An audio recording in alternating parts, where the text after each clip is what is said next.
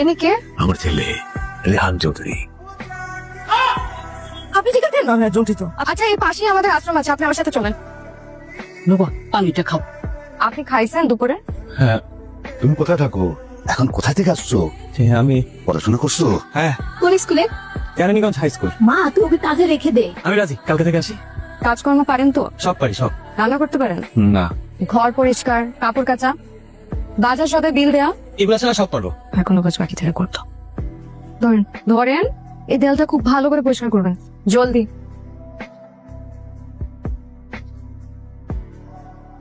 আমাকে আশ্রমের জন্য বিদেশি একটা সংস্থা থেকে অনুদান আসতো। গত 15 দিন যাবত হঠাৎ করে বন্ধ হয়ে গেছে। কেন বন্ধ হয়ে গেল কিছু বুঝতে পারতেছে না।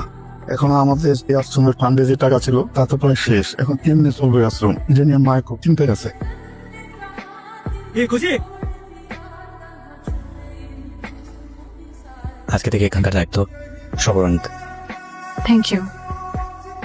আপনার কে? আপনি আমাদেরকে চিনবেন না, আমরা ব্যবসায়িক মানুষ। এই বাড়ির মালিক একটু ডাকেন, তার সাথে একটু ব্যবসায়িক আলাপ আলোচনা আছে। আমি মালিক, বলেন। ও আপনি মালিক, তাহলে তো জিনিসটা সহজ হয়ে গেল। আমাদের স্যার এখানে একটা কমার্শিয়াল বিল্ডিং বানাবে, উনি আপনাকে কল দিছিল, চিঠিও পাঠাইছিল, আপনি কোনোটার উত্তর দেন না। যার কারণে স্যার আমাকে পাঠাইছে। আপনি তো শিক্ষিত মানুষ, ভদ্র মানুষ, মানুষের মঙ্গলে কাজ করেন, আপনি জায়গাটা ছাইড়া দেন, তাতে আপনার মঙ্গল হবে, আপনার আশ্রমের মানুষগুলোর মঙ্গল হবে। আপনাকে কি আমি একবারও বলছি আমার আশ্রমের মঙ্গলে চিন্তা করতে? আর একবারও আপনাকে এই কথা বলছি যে আমি এই জমি বিক্রি করবো? না, সে কথা আপনি বলেন নাই। আশেপাশে যারা আছে না, তাদের সবার জায়গা নেওয়া হয়ে গেছে, শুধু আপনার জায়গার জন্য বিল্ডিং এর কাজটা হচ্ছে না। আপনারা প্লিজ এখান থেকে চলে যান। আর নেক্সট টাইম কোনোদিন যেন না দেখি আপনাদেরকে এখানে। আমি এখানে জমির কোনো কারবার নিয়ে বসে নাই। অন্য কোথাও যে জমি দেখেন, যান প্লিজ, আপনারা এখান থেকে চলে যান। একটা কথা বলে যাই, এই যে আমি শিপন, স্কুল জীবনে জায়গা জমি দখলের উপর 110টা উপায়ের বই পড়ছি। আপনি যদি ভালো ভালো জায়গাটা দিয়ে দেন তাহলে তো ভালো, আর যদি না দেন তাহলে ওই যে 110টা উপায় আছে না, এগুলো আপনার উপর প্রয়োগ করতে হবে। আসি, সালাম আলাইকুম। সকাল থেকে এখানে কারেন্ট নাই, পুরো এলাকায় কারেন্ট আছে। আপনি একজন লোক পাঠাবেন কাইন্ডলি প্লিজ। ওই আশ্রমের আপনি? জি। ও আপনাদের তো লাইনে সমস্যা, ওটা তো চোরাই লাইন। দেখেন একদম উল্টাপাল্টা কথা বলবেন না। আপনি এসব কার ইশারা করতেছেন আমি খুব ভালো করেই জানি। আপনার অনেক ভালোভাবে বুঝে আসছিলাম, আপনি জিনিসটা বুঝেন নাই। মাত্র তো কারেন্ট গেছে, কিছুদিন পর কারেন্টের মতো বাড়িটাও যাইব গা। ভালোই ভালোই কইতাছি, বাড়িটা ছাইরা দেন, আপনার মঙ্গল হইব। এনি কে? এটা আমার ছেলে রেহান চৌধুরী।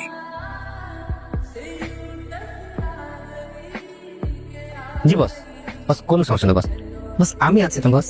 জি সব সময় নেই বস। বস হ্যাঁ বাবা বলো। বাবজান, তোমার জীবনে ফার্স্ট বিজনেস মিটিং, প্রপার্টিটা খুব ইম্পর্টেন্ট, ডিলটা ডান করে আসো। তোর বই বাবা।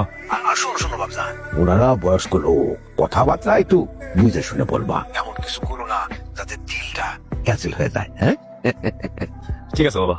এক্সকিউজ মি স্যার, আমাদের এই টেবিলটা রিজার্ভেশন দেওয়া আছে স্যার, আপনি কাইন্ডলি একটু অন্য একটা টেবিলে বসতে পারেন। কেন কি সমস্যা? এটা বলে কি সমস্যা? আমরা বেশক্ষণ থাকবো না, একটা ছোট মিটিং আছে, করে চলে। সরি স্যার, এটা ভিআইপি গেস্টের জন্য রিজার্ভেশন দেওয়া আছে স্যার, কাইন্ডলি আপনি একটু অন্য টেবিলে বসেন প্লিজ স্যার। ম্যানেজারকে ডাকেন। জি স্যার।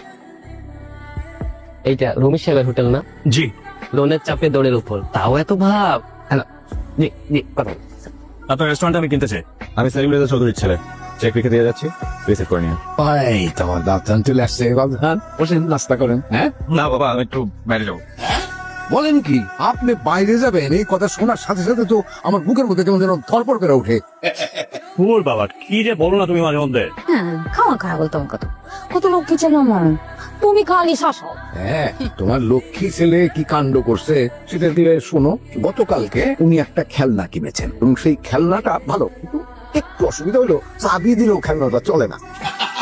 কাম অন বাবা, রেস্টুরেন্টটা খারাপ কি? না না না, ও ভালো, খুব ভালো, শুধু একটু খারাপ হচ্ছে যে রেস্টুরেন্টটা লসে চলে আর এখনো ব্যাংক লোনটা চলমান। আপনি কে? কে আপনি? তুই কি করছিস মা? স্যারের নাম রেহান চৌধুরী, সেলিম রেজা চৌধুরীর একমাত্র ছেলে, যে আমাদের এই আশ্রমের জায়গাটাকে কমার্শিয়াল প্রপার্টি বানাতে চায়। আর সেটা হাসিল করার জন্যই স্যার এখানে এসেছে। প্লিজ আর একটা মিথ্যা না, লাস্ট চাই আপনার কাছে, আপনি হলেন একটা খুনি। আপনারা সবাই মিলে আপনার মুক্তা চাচাকে মেরে ফেলেছেন।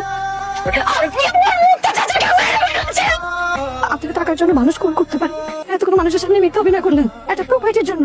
এই মানুষগুলোকে দেখেন, এই মানুষগুলোকে দেখেন, একটা বার আপনার বুক কাঁপলো না? উপরে যায় কি জবাব দিবেন? আপনি আসলে খুনি না, আপনি হলেন একটা জানোয়ার। আপনি আমার আশ্রম থেকে বেরিয়েছেন, আপনার মুখ আমি আর কোনোদিন দেখতে চাই না। বাবা তুমি আমার আশ্রমটা ছেড়ে দাও দেখো বেইমানি করে আর কতদিন খাবো মানুষের কাছ থেকে আমাদের আর কত টাকার প্রয়োজন তুমি আমার বুঝাতে বাবজান আমি এগুলা কার জন্য করতেছি সব তো তোমার জন্যে। বাবা আমার এত কিছু লাগবে না বাবা এই মানুষগুলো লিটারালি আমাকে হর্ন করে তোমাকে করে না কখনো মুশকিল বাবজান, দুনিয়াটা খুব নির্মম, খুবই সেলফিশ একটা জায়গা। ধরো তোমার পেটে এক বেলা ভাত নাই, তোমারে কিন্তু কেউ 2 মুঠা ভাত মুখে তুলে দিবে না। আরে ওরা তোমার ব্যবহার করতেছে, তুমি বুঝতে পারতেছো। বাবা আমার এত কিছু বোঝা লাগবে না, আমাদের কোনো কিছুর কমতি নাই, কিন্তু এই মানুষগুলো অবশ্যই বাবা তুমি যদি আজকে এই কাজটা করো মানুষগুলোর জীবন ধ্বংস হয়ে যাবে বাবা। তুমি চাও যে আমি আশ্রমটা ছেড়ে দেই? হ্যাঁ বাবা প্লিজ। আচ্ছা ঠিক আছে, এত উদ্গ্রীব হচ্ছ কেন? তুমি যেটা চাইতেছো সেটাই হবে। আপনি এখানে কেন আসছেন? আপনাকে একবার বলছেন এই আশ্রমে আর কোনোদিন না আসতে। কোথায় যাচ্ছেন আপনি? কথা বলে কি কানে ঢোকে না আপনার? তুমি বুঝতেছো না, আমি বুঝতে চাইও না। আমাকে বুঝতে হবে। আমি তোমাকে ভালোবেসে এখানে আসছিলাম, আজকে সকলের ভালোবাসা আমি এখানে আসছি। তোমার জন্য আমার ভালোবাসা কখনো মিথ্যা ছিল না, কখনো না।